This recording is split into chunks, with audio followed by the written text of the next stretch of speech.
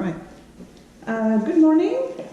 Today we are doing the last part of indicator 41 because indicator 41 was multiplying and dividing integers. So we are going to do lesson 1.5 from the red book, and this one is about dividing integers. Dividing integers with the same sign or with different signs gives you a quotient which may be the same or different.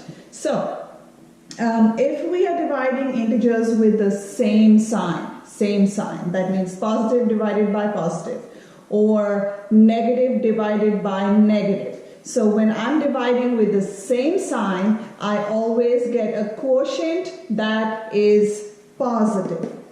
Okay, so like let's say I say 8 divided by 2.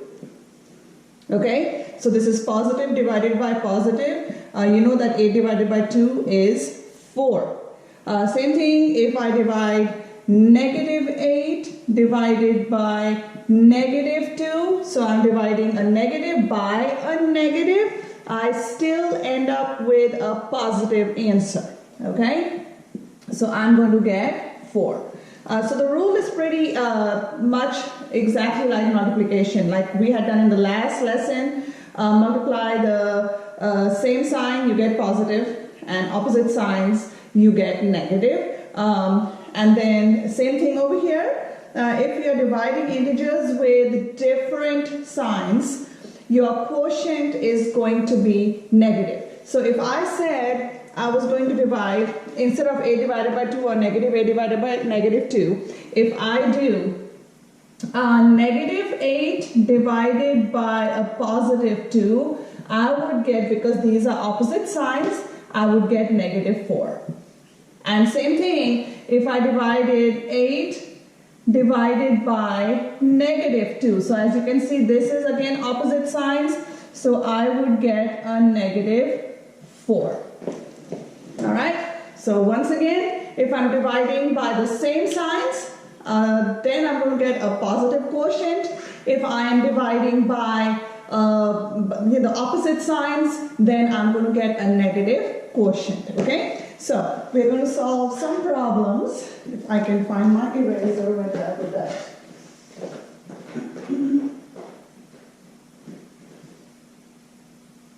Alright, here we go. I'm going to go ahead and erase this. And before I go into division, I want to quickly review multiplication from yesterday. And so let's say in this case, I am given certain values. Okay, like let's say I have been given, again this is lesson 1.4. Before I carry on with division, I want to review multiplication from yesterday. So let's say I have A is equal to negative 2, B is equal to 3, and C is equal to negative 8. So let's say I am given these problems like the, the values for variables like this, and let's say I have a problem which says solve A, B, okay, or I'm given something like this, find the absolute value of A squared C. So if I'm given problems like this, all I do is substitute the value like we have done in the past. And you know that when two variables are written next to each other, it means multiplication. So if I have A, B written like this, this actually means A times B.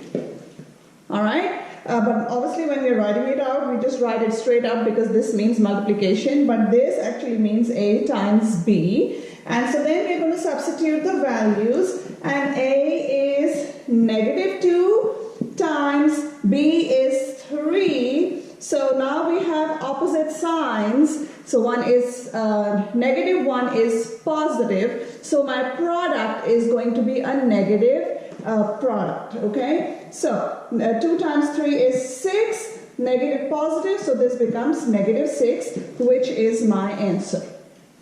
All right, let's do this one, and it is saying that find the absolute value of a squared. So a squared basically it is negative 2, so this is actually negative 2 squared, and then when they're written next to each other it means multiplication, so times negative 8. Okay, and so we know that exponents, you are taking the base number, multiplying with itself however many times it is raised, and squared basically means the second power. So this is equal to 2 times 2 is 4. All right, and because it's negative 2 times negative 2, that's what it means, and so we get a positive product, which is 4 times negative 8, so this is what we're going to get, and then we know that 4 times 8 is going to give me 32, and then because these are opposite signs, this is negative. All right. However, the absolute value is nothing but the distance of a number from 0 on the number line. We've done this. And so therefore, it always becomes a positive answer unless we have talked about if the negative is outside the absolute value sign. And in this case, it isn't. And so it's basically asking how far is negative 32 from 0 on the number line. So we end up with a positive answer, and my answer is going to be 32.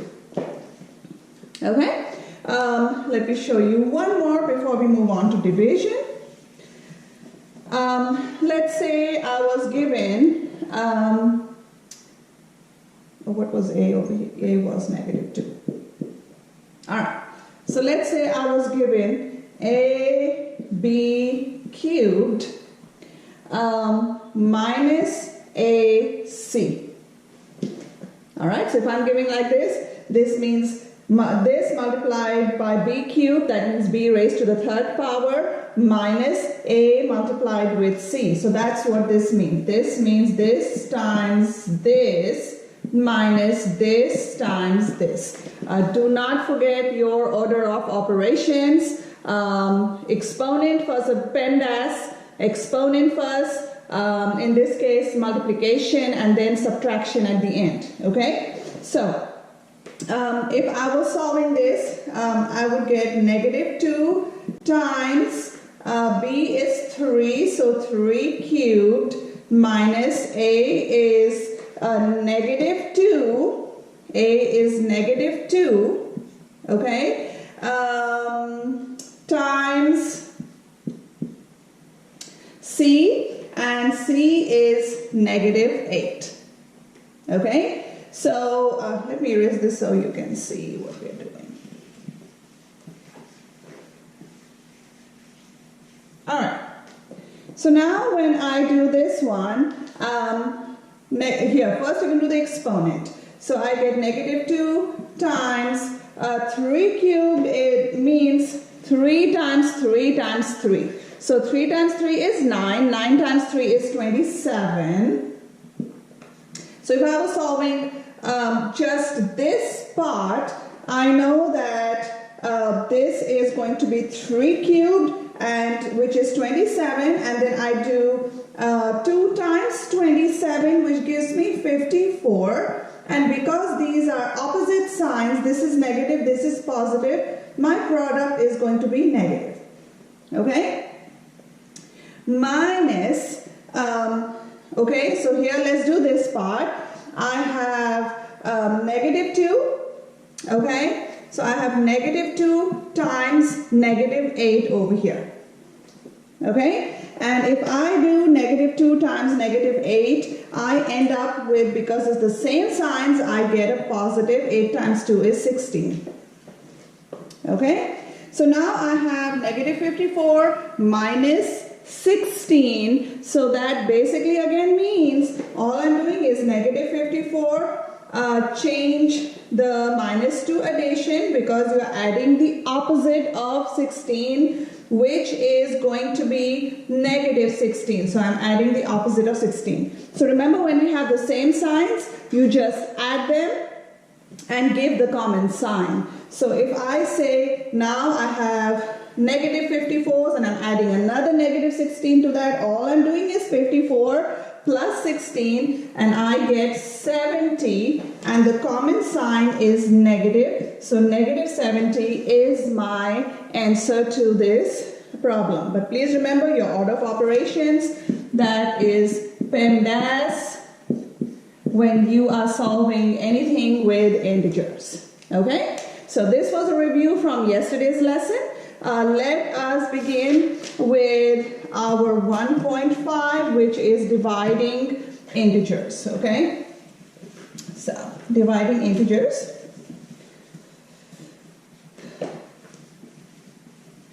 Okay. So let's say I am given the same sign. Okay? So if I say 18 divided by 6. So this basically means your division can also be written like this because a fraction line represents division. Okay? So if I divide 18 by 6, they are both positive numbers. So I end up with a positive 3. You can write it this way or you can write it this way. So positive by positive, you get a positive quotient. Okay? And then let's say I have negative 18 divided by negative 6.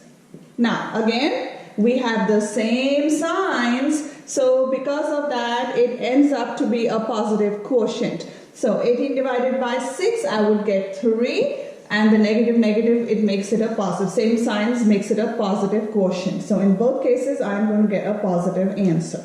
Okay? Now, let's do one in which we have different signs. So if I say 75 divided by negative 25. Okay? Again, remember, this can also be written like this. Okay, same thing. Because the fraction sign means division. So, because these are opposite signs, this is positive, this is negative, I know automatically my quotient is going to be negative. And 75 divided by 25 is 3. So, negative 3 is my quotient. Okay, so this is when we have opposite signs. Same thing if I do another one. If I say negative 54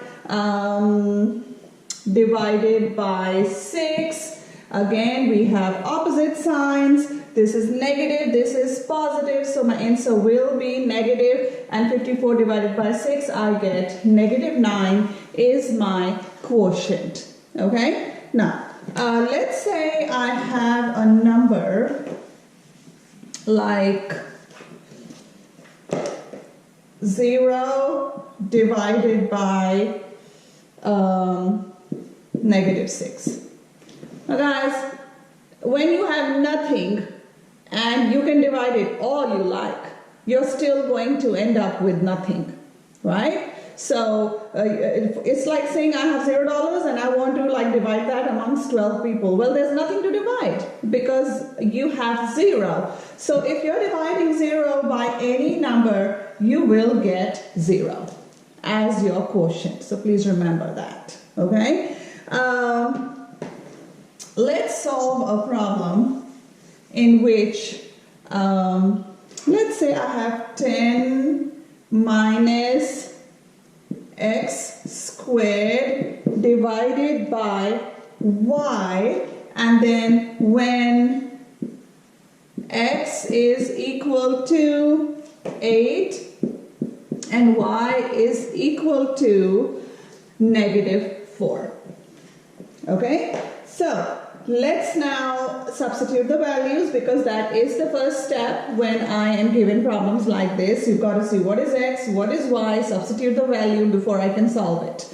So I have 10 minus x squared, x is 8, so this is actually 8 squared. Okay, so this is 8 squared. divided by, here, let me write it. You can write it like this, or you can also write it like this. It doesn't matter, okay? 8 squared in this case, all right? Divided by y is -4, okay? So, based on order of operations, let's do the exponent first. Remember PEMDAS. Okay, parentheses, exponent, multiplication, division, addition, subtraction. So let's do this first. 8 times 8, that's what this means. Please do not do 8 times 2, that would be incorrect because this is an exponent, okay? So 8 times 8 is 64. And then let's do this part divided by -4. Okay? So we are left with 10 minus, if you look over here, we have opposite signs. And if I divide 64 by 4, I get 16. And because this is positive, this is negative, this is going to be this. Okay, 10 minus -16. So, remember, removing negativity gives me positivity. Okay, we've done that in the past. And also, you know, basically all you're doing is you are adding the opposite of the second integer. So the opposite of -16 is positive 16. So I have 10 plus 16, and my answer is going to be 26. Okay, so again, remember your order of operations and then solve it like that. Okay, now let's try a few more with x, y, because very often the variables are given to you and then you are supposed to substitute the values. So let's say I give you a is equal to -18 and b is equal to -6. So always look at this when you are substituting your values. Okay? And then the first question is, what is a divided by b? So in this, all you're doing is substituting values. We said a is -18, b is -6. All right, same signs. I'm going to get a positive answer. You can write it either like this or just leave it as it is. So 18 divided by 6, I get 3. So you can write either positive 3 or you can just write 3. And this is your quotient. Okay? Let's say I'm given something like a plus 6 is divided by 3. Okay, so this, remember the fraction sign means division. Okay, now a is -18 plus 6 divided by 3. And so when I have it written out like this, remember that these are opposite signs, so I am going to take the absolute value of -18, which is 18, absolute value of 6, and because they're opposite signs, I'm going to subtract and give the sign of the bigger number. So I'm going to do 18 minus 6, and I get 12, and then the sign, because the absolute value of -18 has the bigger number has this sign, which is negative, so it'll be -12 divided by 3, and now you can see that in division opposite signs means my quotient will be negative, and 12 divided by 3 I get 4, and so -4 is my answer in this case. Okay, so let's try one more, and I am going to erase this. And given the same values of a and b, let's say I have got to solve b squared over a plus 4. Okay, first and foremost, substitute your values. B is -6, so -6 squared over a is -18 plus 4. Okay, so negative 6 squared basically means negative 6 times negative 6. Okay, so negative times negative gives me positive. So therefore, this is equal to 36, because negative 6 times negative 6 gives me a positive product, which is going to be 36. Okay, and then we are dividing this by negative 18 and then plus 4.